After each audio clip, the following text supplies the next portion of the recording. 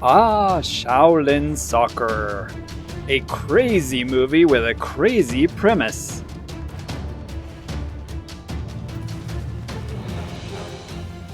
A bunch of guys using superpowers to play a wild game of soccer. It's a great movie, but did you know that it had a sequel? That's right. Today we are looking at Shaolin Girl.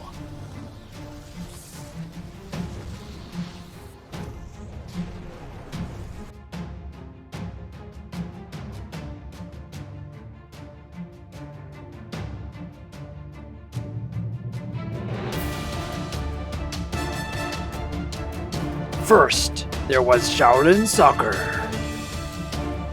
Then, Kung Fu Hustle. Yeah, okay. Now comes the most exciting Kung Fu film ever! Really? Shaolin Girl. Hey, check it out. They stole the Shaolin Soccer font. Well, at least it's produced by Stephen Chow.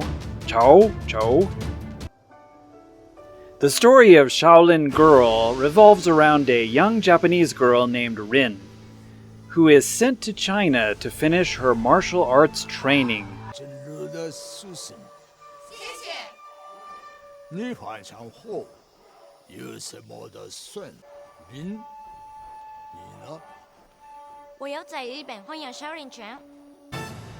When she returns to Japan, her homecoming is all but shocking.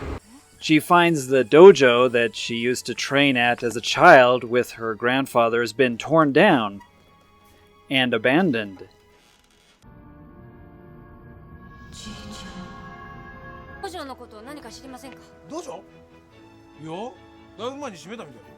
And her old trainer is now a lowly chef at a Chinese restaurant.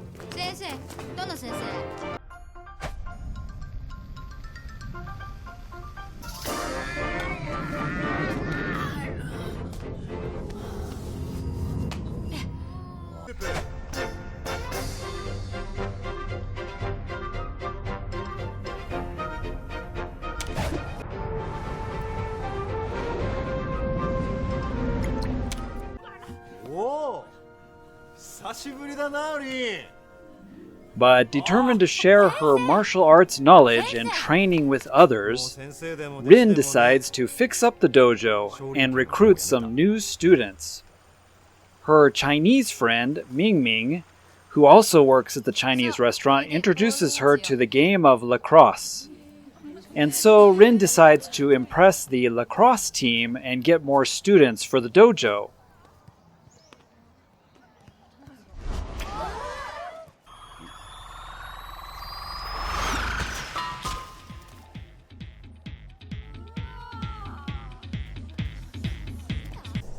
But of course, evil stirs in the background, as it always does, and someone is after Rin and her fighting spirit.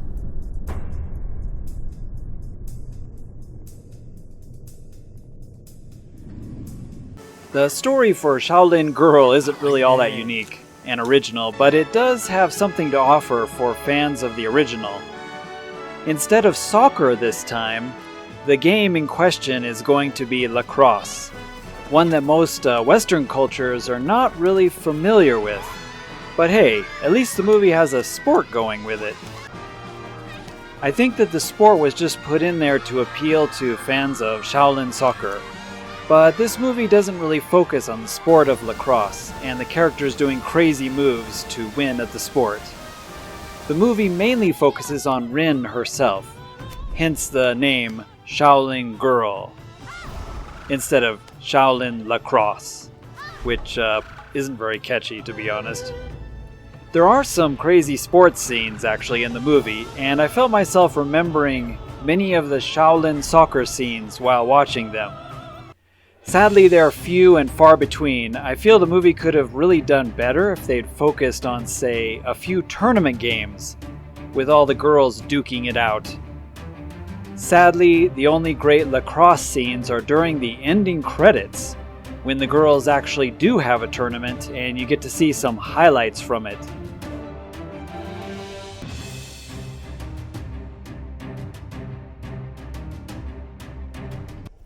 But for the most part, the movie focuses on Rin, her relationships with her old master, teammates, and finally the bad guys who are out to get her.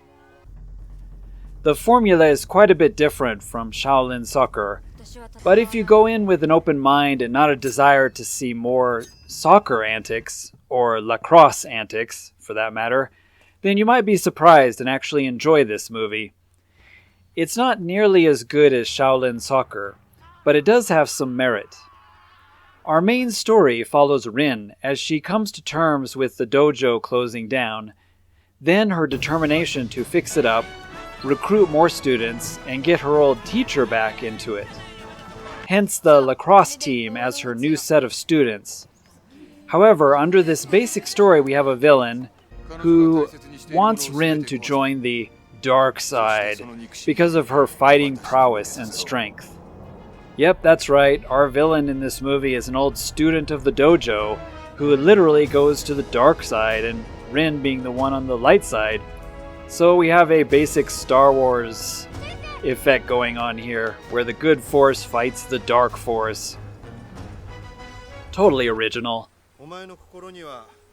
Rin's old teacher doesn't want her to fight and join the dark side, of course. The villains won't have it, and they make sure to provoke Rin as much as they can. They take as much from her as they can and destroy everything she cares for and has worked for.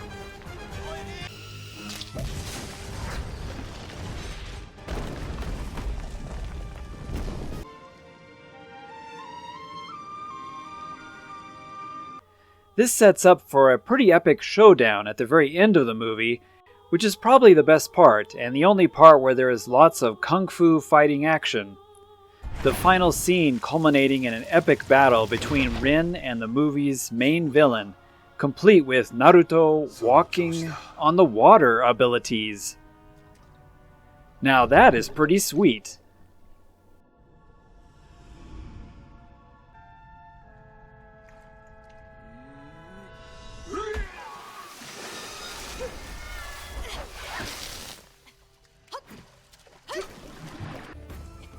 That is about all the movie has to offer, however.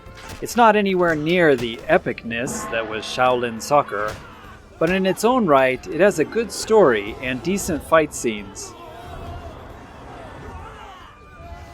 I felt the lacrosse aspect was kind of forced, just so they could add a sport to the story mix, but they really could have done something fun with the lacrosse parts of the movie. There is a good bit of humor and funny scenes splashed in here and there.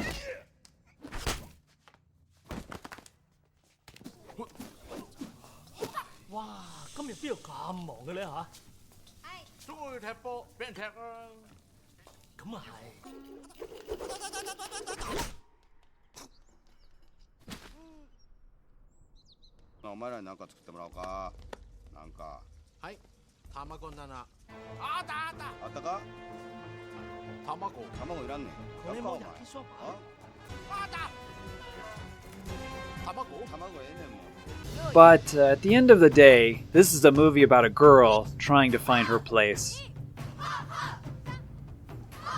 The movie has a pretty good cast of characters, however, and fans of the Shaolin Soccer movie will recognize a few of them.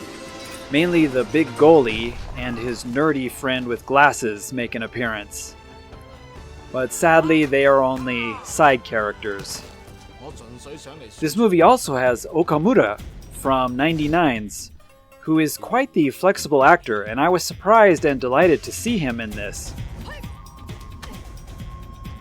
He even gets a pretty epic fight scene with Rin. Overall, I think this movie is more about Rin as a character than the sport it introduces, and so it differs wildly from Shaolin Soccer in that regard. The movie is a fun watch though, and so I can recommend it if you are a fan. The character development is what this one is all about.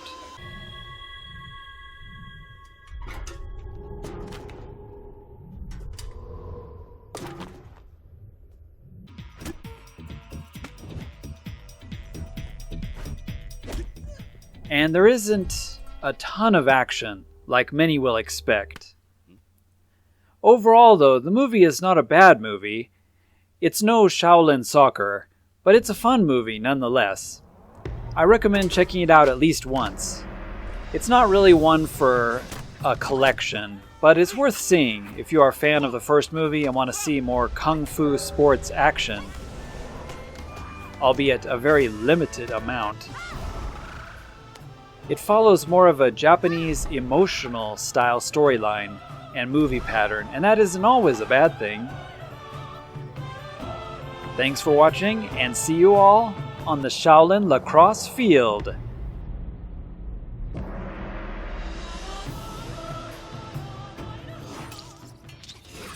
If you are into Japanese movies, games, and other interesting things from Japan, consider subscribing to the channel if you want to see some more Japanese movies and Japan content. Hope to see you all next time. Thanks for watching. じゃあ皆さん、またね。